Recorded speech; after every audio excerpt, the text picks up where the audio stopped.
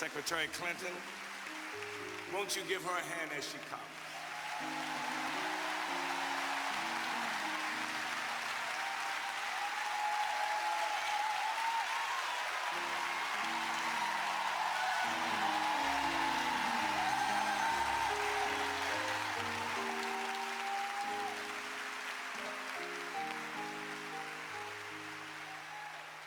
This is the day the Lord has made. Let us rejoice and be glad in it. Because this is the day for the homegoing celebration of a great man, a moral leader, and a friend.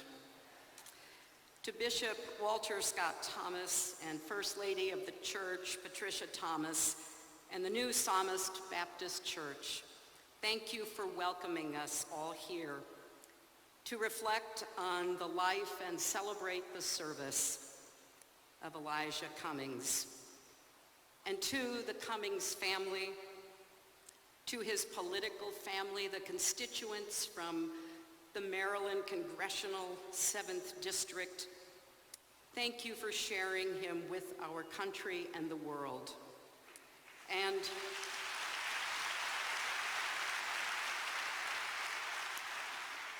thank you, Maya. As you have said so beautifully, you walked by Elijah's side on this journey. Thank you for your steadfastness, your resilience, and your leadership.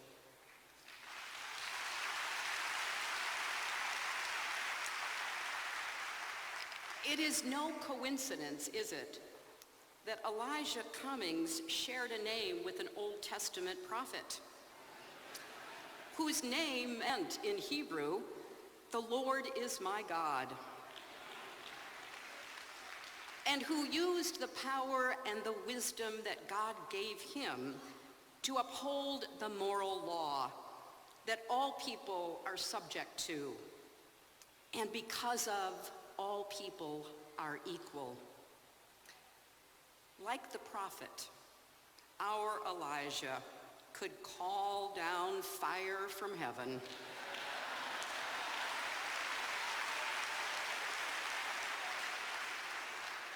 but he also prayed and worked for healing. He weathered storms and earthquakes, but never lost his faith. Like that Old Testament prophet, he stood against corrupt leadership of King Ahab and Queen Jezebel.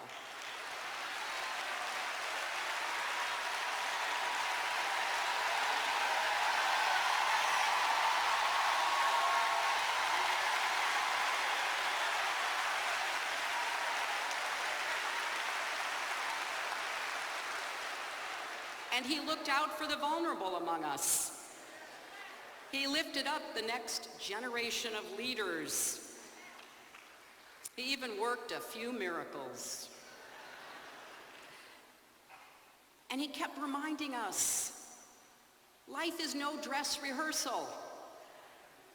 The American people want to live their lives without fear of their leaders. And as leaders, we have a responsibility to keep the promises made when running for office to make the lives of Americans better. As Elijah said, while we're all on this earth, that's my message. Our Elijah was a fierce champion for truth, justice, and kindness in every part of his life.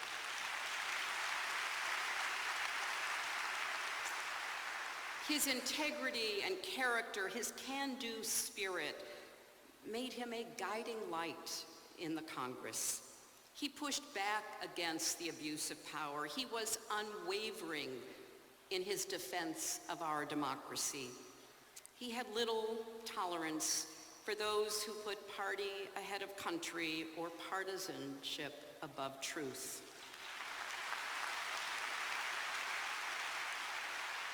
But he could find common ground with anyone willing to seek it with him.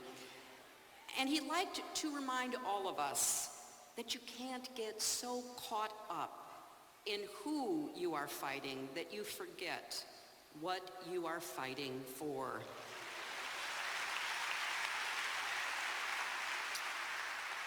Even his political adversaries recognized that it wasn't really about politics for our Elijah. He led from his soul.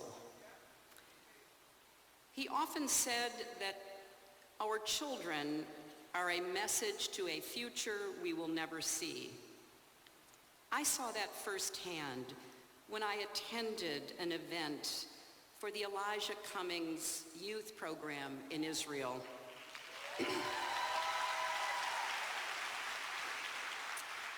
A leadership program for young people in his district.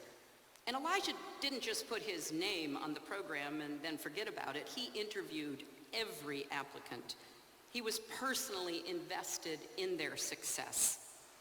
He wanted all of us to see our young people as he memorably asked us to do when he gave the eulogy at the funeral for Freddie Gray. Did you see him? By the time these young people came back from Israel to Baltimore, they had celebrated Shabbat, studied Hebrew, hiked up Masada. They had seen and been seen and made lifelong friends, all because Elijah Cummings knew from his own experiences that it's one thing to learn abstractly about the world, but another to experience it with people different from yourself, learning from each other, lifting each other up. You know, Elijah often said his philosophy was simple. Do something. Go out and do something. No matter how daunting a problem seems, no matter how helpless you feel, surely there is something you can do. I think that remains his challenge to each of us. As he said, even if it seems small, there's usually something you can do if you are looking for it. You can defend the truth. You can defend democracy. You can lift up others. And toward the end of his life, he said, I am begging the American people to pay attention to what is going on. Because if you want to have a democracy intact for your children and your children's children and generations yet unborn, we have got to guard this moment. This is our watch. Our Elijah knew, because he was a man of faith and a man of the church, that life was fleeting and precious. And that's why he worked so hard to make every moment of his life count. When we're dancing with the angels, the question will be asked, he said, in 2019, what did we do to make sure we kept our democracy intact?